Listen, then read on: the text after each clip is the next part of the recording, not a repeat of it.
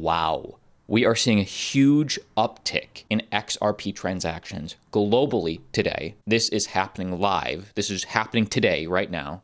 Hundreds of thousands, if not millions, of XRP transactions from all over the world traded in the last minute, with specific inflows and outflows happening in Europe, happening in South Korea, as well as, shockingly, in the United States.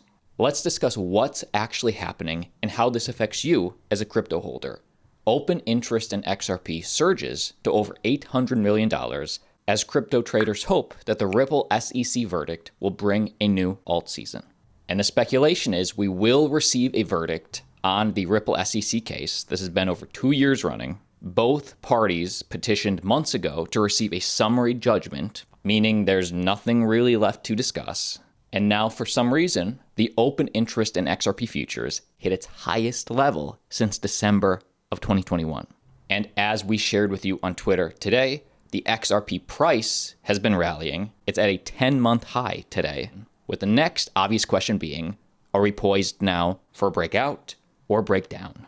Well, to dissect this chart, the market is thinking this. Since the rally began, the notional open interest, or the dollar value locked in unsettled and active contracts trading on futures and perpetual futures exchanges, has increased by nearly 90% to over $800 million, the highest since December 2021. So we have an increase in open interest. We clearly have an increase in price. And an increase in that open interest coming alongside an increase in price typically suggests an influx of new money on the bullish side and is said to confirm the uptrend. At press time, the funding rates representing the cost of holding bullish, long, or bearish short positions were positive on most exchanges, indicating the dominance of bullish leverage traders. And in a direct quote from portfolio manager at Decentral Park Capital, he says, "The bullish impulse stems from Ripple's case versus the SEC, where optimism for Ripple's win seems to be becoming more dominant. Maybe that Ripple win sets off a bullish impulse down the risk curve, alt season." And to be clear, we are seeing actual transactions pick up globally today. But let's just be very clear on where we stand right now with this SEC lawsuit.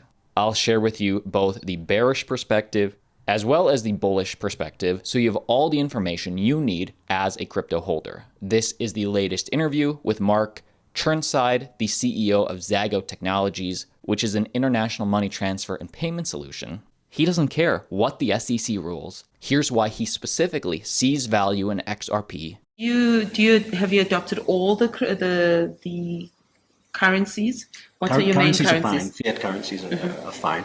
We use mainly XRP, Ripple XRP. Ripple, yeah. But we do it for a good reason. It's very quick. And the cost of transacting is quite low, or very low. So typically we're only in crypto for 7 seconds. That's it. 7 seconds. 7 seconds.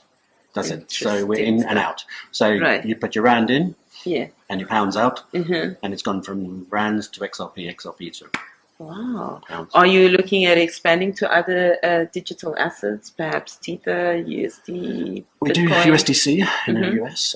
We do US dollars already, euros and pounds. The next one is going to be Mauritian rupees and hopefully Kenyan shillings. And then we've got literally a list of 41 to do. Right. In Africa. So he'll use stablecoins for the US, he'll use individual nations' sovereign currencies, but as for cryptos, he likes the speed of XRP. So if I have Ripple, can I then just transfer my Ripple straight to the UK if I needed to do it instead of, or do I have to first take Rand to Ripple, then Ripple to pound? If you already have Ripple, you can load your XRP into Zago and convert it to pounds and withdraw it to a bank account in the UK. Now, of course, let's just be real. If the SEC deems XRP bad, then that company could use other cryptocurrency assets. They could use Bitcoin on the Lightning Network. They could use Litecoin that has tons of liquidity globally. That's just me being real. Please let me know down below in the comments if I'm wrong, if I'm right, what you think. But one of the biggest mistakes, in my opinion, that you can make as a crypto investor is getting married to your bags. Meaning don't become overly emotionally invested. For example, as tweeted by one XRP bull, he says, Gary Gensler himself admits that today's XRP has utility since 2018 when he was professor teaching at MIT. But let's really listen. Do you think this is more bullish or more bearish from Gary? They have been slowly selling, and they're now down to 61%. But their revenue model in XRP is, in essence, selling the XRP. They only came up with a real use case of XRP in 2018 in a prototype called XRapid. They had XCurrent, which was a messaging system prior that didn't need to use XRP at all. So for 4 years, you had no use of XRP. As I understand it, zero use. So zero use for XRP. In fact, Gary states that Ripple's prime moneymaker for XRP, pre-on-demand liquidity, pre-2018, was just to sell the coin. I think that would be a security in Gary's mind, who unfortunately is the decision maker currently for the SEC. But really my opinion on all this, and obviously nobody knows the future, but just like EOS, which was a dApp platform, raised over $4.1 billion in their ICO, they settled with the SEC for only $27 million. So they raised over $4 billion. They just had to pay the SEC, a little slap on the wrist, a fraction. And while the settlement was that the ICO was an unregistered securities offering, the current blockchain for EOS was not an unregistered security, meaning you could grow. Just because something started as an unregistered security doesn't mean that's what it is today. I think that would be the most likely outcome for XRP. Of course, on the flip side, the bearish outcome would be that everything currently is an unregistered security. Yet in a recent piece of XRP News, Ripple CTO David Schwaartz tweeted a very compelling reason that XRP has been good since 2013. Yesterday, he made this reply to a person asking about this Ripple tweet from 2013. Back then, they announced Ripple is now open sourced.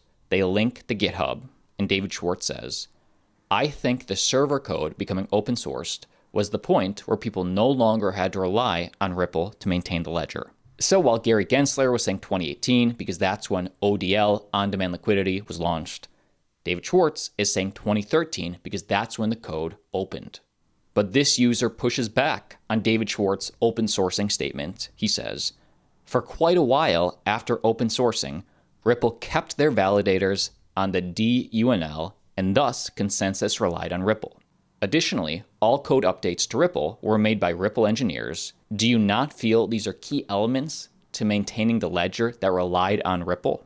So he's saying just because the code was open source does not mean that Ripple still didn't continue to do all the work. David Schwartz says no. If you let somebody else do something for convenience, when there are no significant obstacles to doing it yourself, that's not reliance. Ripple didn't do anything others could not have done had they wished to, meaning that just because Ripple continued to doing basically all the work doesn't mean the option wasn't out there for everybody else. And very quickly, let's not forget the infamous William Hinman clip, who is the former director of the SEC. Here is a 40-second clip of the speech he made back in 2018 saying that Bitcoin, in his mind, not a security, and Ethereum, while the ICO might have been an unregistered security, Ethereum's fine now. When I look at Bitcoin today, I don't see a central third party whose efforts are a key factor in determining the success of that enterprise. The network on which Bitcoin functions is operational, appears to have been decentralized for some time, perhaps from inception. Applying the disclosure regime of the federal securities laws to the offer and resale of Bitcoin would seem to add little value. Moreover, putting aside the fundraising that accompanied the creation of Ether, based on my understanding of the present state of Ether, the Ethereum network, its decentralized structure, we believe current offers and sales of Ether are not securities transactions. And the XRP community feels that their coin, their situation, should be the same as Ethereum. Final thing I want to point out, this just happened. Meme coin project Safemoon wrecked for $9 million due to a public burn bug. So a recent upgrade to meme coin Safemoon's smart contract saw the project robbed of $8.9 million and then stolen again. So never invest more than you're willing to lose, seriously, because just 3 hours after Safemoon upgraded its smart contracts, an exploiter identified and leveraged a bug in the code that led to the loss of almost $9 million from the meme coin's liquidity pool. In a unique turn of events, however, the exploiter that initially leveraged the vulnerability was then quickly front-run by another address. So somebody exploited the exploiter. The front-runner then sent a message to Safemoon's deployer contract to open negotiations saying, hey, relax. We are accidentally front-run an attack against you. We would like to return the fund, set up secure communication channel. Let's talk.